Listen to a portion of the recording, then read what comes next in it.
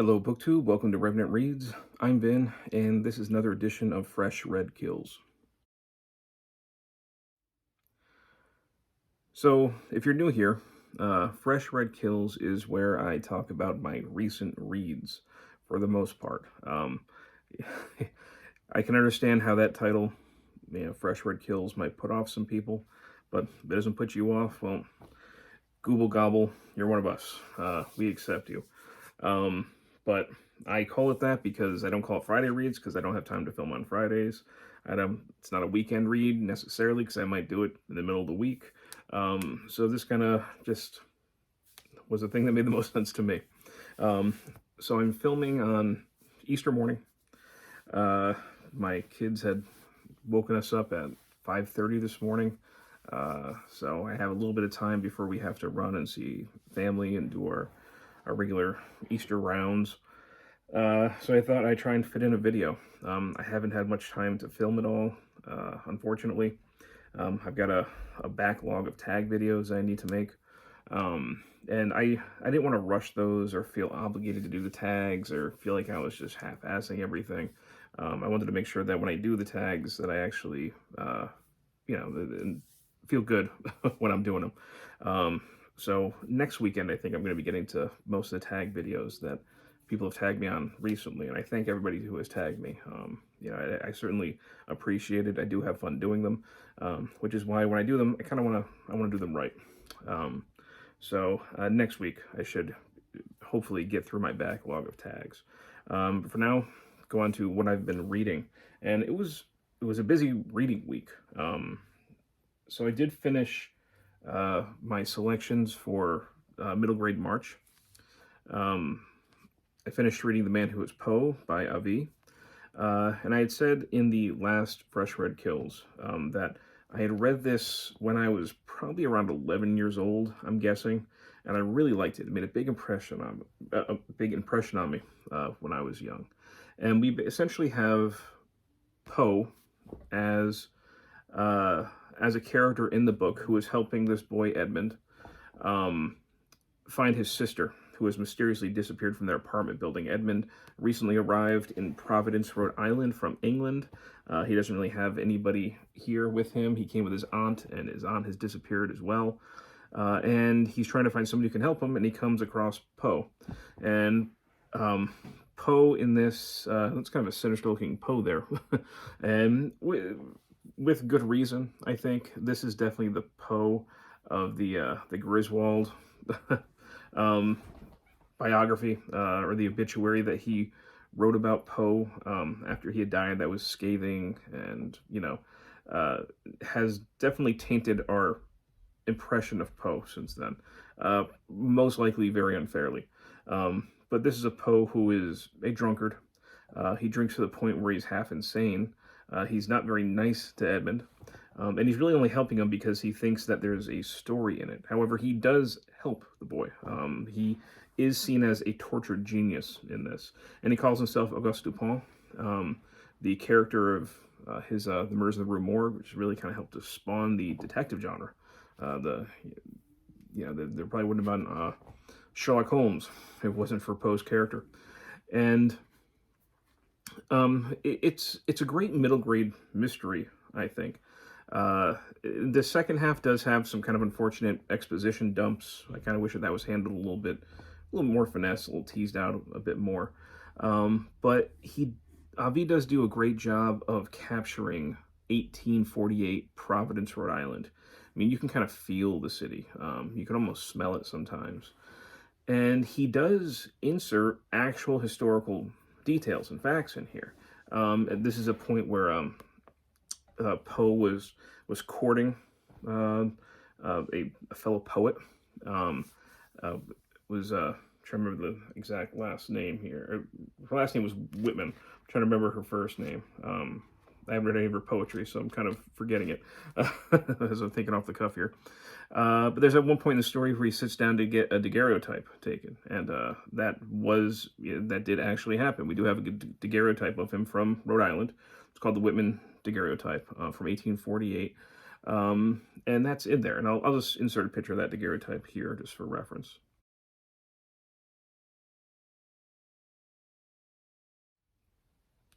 So Avi does do a good job of actually putting in real historical details. And I don't think many people have read this. I don't think a lot of people are aware of it, even people who read middle grade.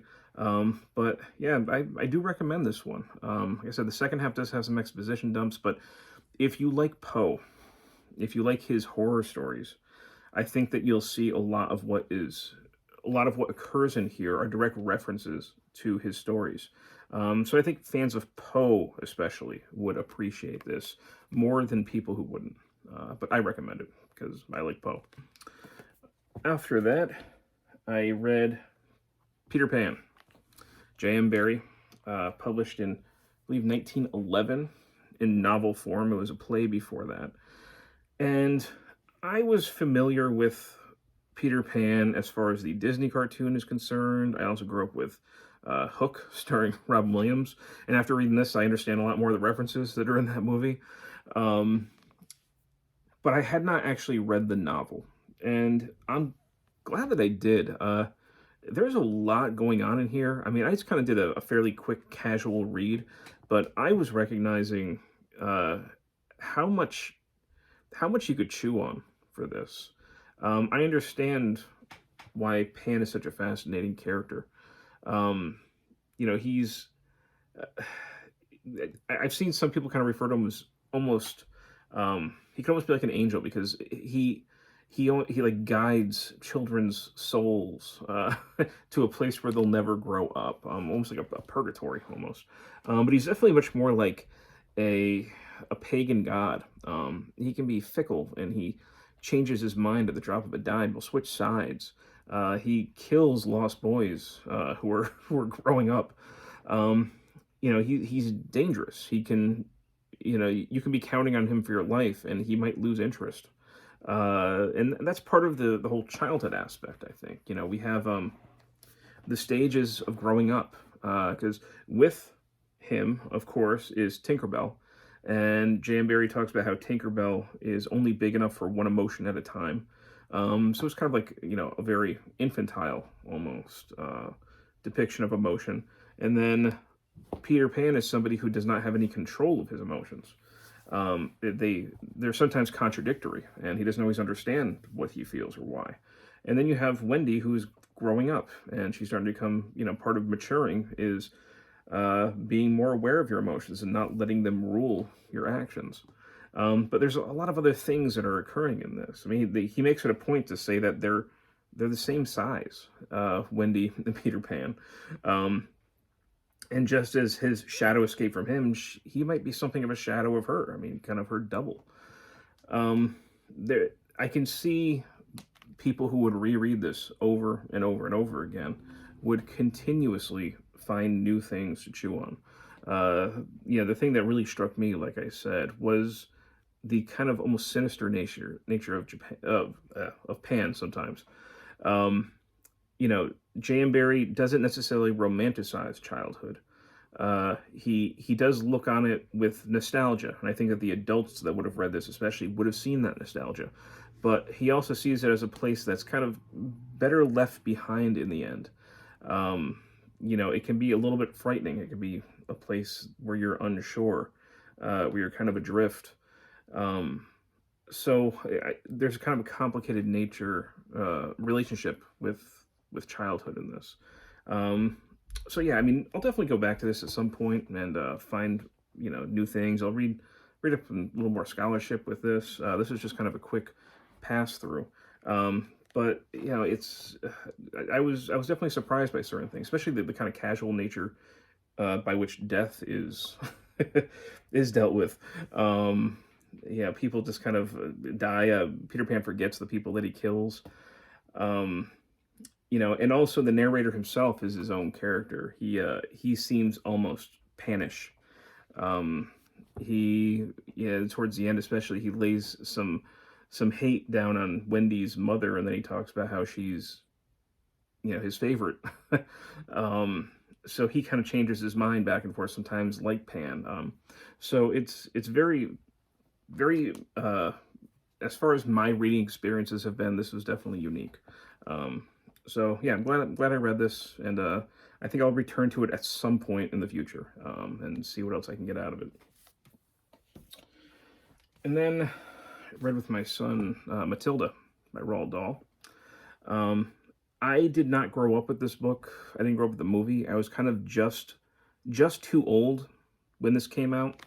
This was the last book that Roald Dahl wrote, published. This came out in, well, 88. So I think I was kind of just on the cusp of missing this. And when the movie came out, it was the late 90s. I was already in high school at that time. So The Witches was a huge influence on my life, but this one escaped me. So I can only approach this, not with any sense of nostalgia whatsoever.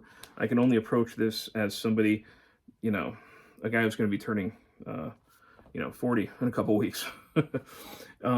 So the things that struck me, there are three distinct parts or acts to this book. I don't feel like it's a flawless flow necessarily. In the middle, Matilda almost kind of sinks into the background at points.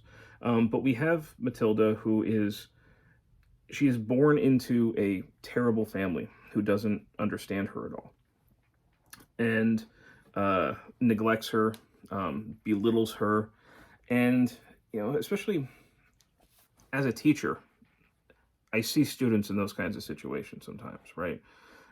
You see people whose own family is the least healthy group that they should be around. And I especially had those students in mind during remote learning, knowing that those students were home all the time. And school was so often a refuge for them. It was a place where the adults, they knew they can count on. It was a safe place. They knew they'd get a meal. So I only thought about how they were day after day, week after week, with the family that was so dysfunctional. And we usually see this sort of thing in children's literature when it's step parents, when it's a step family, and the biological family is so, accepting, and so loving and so idyllic.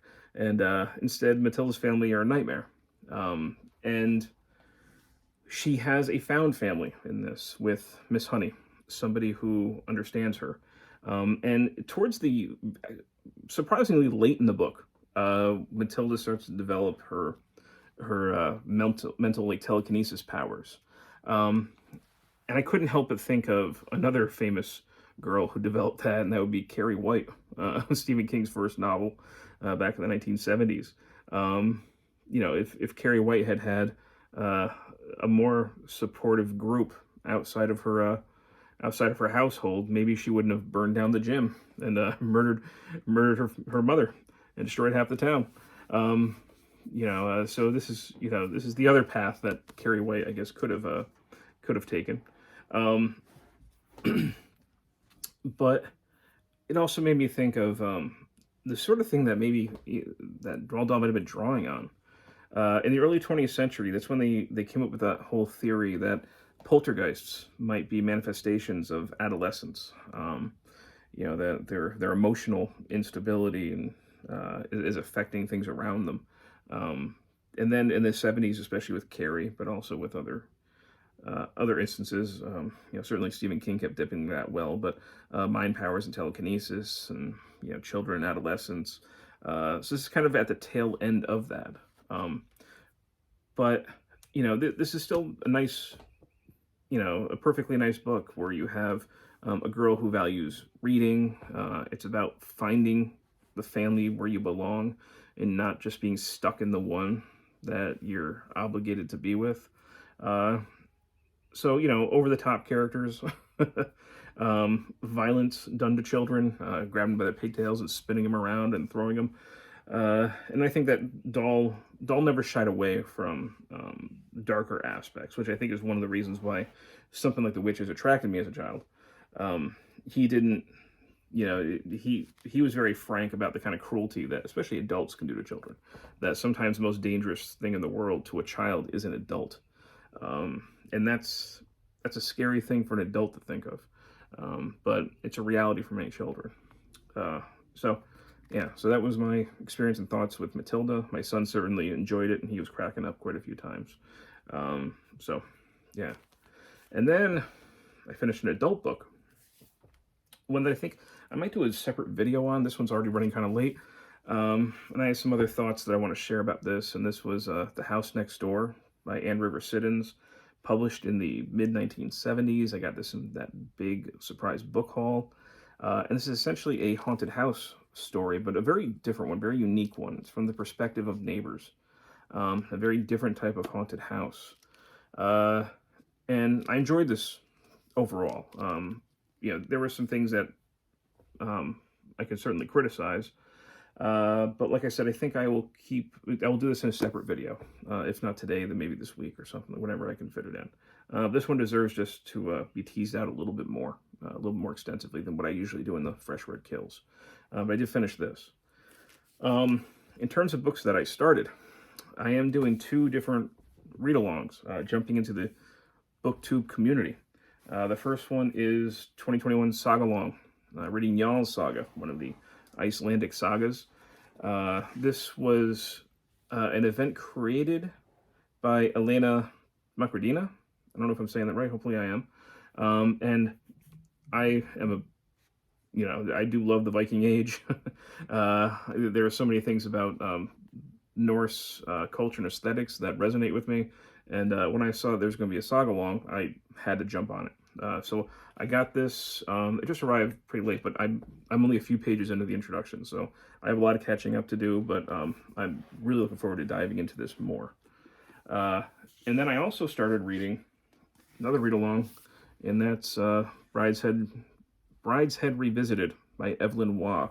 When I saw Steve Donahue announce this, and he's doing this along with Matthew at Mayberry Book Club, I jumped at it really in kind of a purposefully spontaneous way, if that's possible. It sounds like a contradiction, but it's not really.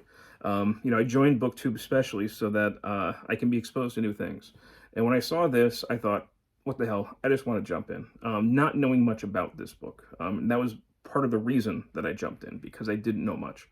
The only things that I knew before I started reading, I'm only about 30 pages in so far, just by watching some other BookTube people mention this over the past year maybe, is that Evelyn Waugh was a man. Brideshead Revisited had nothing to do with a marriage, and that it was published in the 1940s, which all of those things I had misconceptions of originally when I saw this title and this author. I figured it was actually a book that was maybe 40 years earlier or something like that. So I went into this very, very cold. And so far I'm pleasantly surprised. The prose is excellent. I finished the prologue, and I'm just kind of getting into a little bit of the first, real chapter here. And, excellent prose. We're seeing England, especially some Oxford life, the 1920s, but the prologue is the last years of World War II. And another thing that surprised me, is this a gay romance? I don't know. The main character, I think his name is Charles. Charles Ryder. He meets this guy, Sebastian. And at first, the way he talks about his beauty, I'm like, oh, man, it's just, you read letters from, even, straight men in the 1800s, and they're very flowery, and, and I thought maybe his first is that. And as I'm getting through, I'm like, no, this is something more than that, which is surprising for a book of the 1940s, especially. So, I said I wanted something new and different that I didn't have experience with. This is it. We definitely hit it. I'm looking forward to going through it. I think I'll probably get it through this quicker than the saga. The saga is lengthy. I'm very excited about this, but I think I'll probably take a little bit longer going through this one than this one. I hope to have a decent chunk of Brideshead read by next weekend. And yeah, all right, that's it for my reading. This is going long. At the HORRORCAST, we just recently published Rotten Roundtable. Not published, but I guess published. An episode where we talk about different horror films that we've been watching recently. I did watch the new Wrong Turn, which I tentatively recommend. It was fine. I had my issues with it. And I think that was one of the only things that I watched that was new. It might be. I'm blanking right now. But anyway, I got to get ready to go do family Easter stuff. So everybody, hope you have a good, safe weekend. Maybe I'll see you later on today. I'm not sure. I don't know if I'm going to get another video in. But if not, you'll definitely see a lot more next week. Okay? Thanks, BookTube.